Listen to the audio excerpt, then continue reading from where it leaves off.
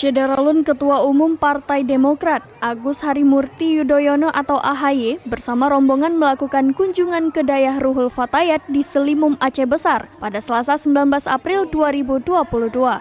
Dalam kunjungan itu, AHY mengenakan kain sarung layaknya santriwan, koko coklat dan lengkap peci hitam.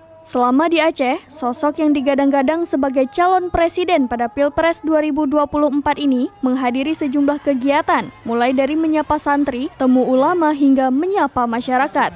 AHY sendiri tiba di Aceh sekitar pukul 12 waktu Indonesia Barat. Ia datang bersama istri Anissa Pohan, serta Sekjen Teuku Rifki Harsha dan pengurus teras lain.